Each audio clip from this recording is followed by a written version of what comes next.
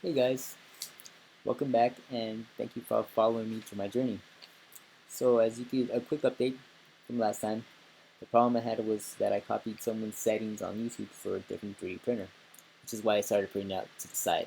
It was really weird. So what I did was I went to Slicer and went to the printer settings, and there's a section in the info category named fill angle. That was set at 45 degrees. All I did was put it at 90 degrees, and as you can see here, my little bench came out pretty good. Details inside the wheel and the chair came out nice. The top didn't finish because the power went out. Yeah, it sucks.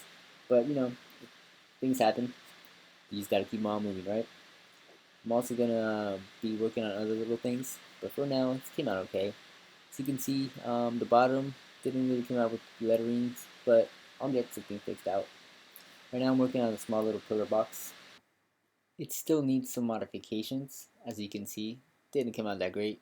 Let me move the camera around so you can get better angle lighting. I think it's still the speed issue that I need to adjust, as it prints out kind of fast. Not sure if it's on Slicer or if it's on the Repeteur program.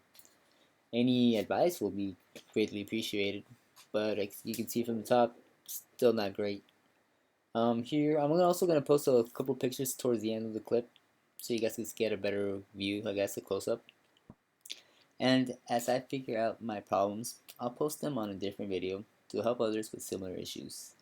I will try to put another video with my settings for my 3D printer, which is the Tronxy P802M, to help you guys to start 3D printing, as soon as possible. But if you can please like and subscribe, and hopefully I'll see you on the next video. Take care. Bye.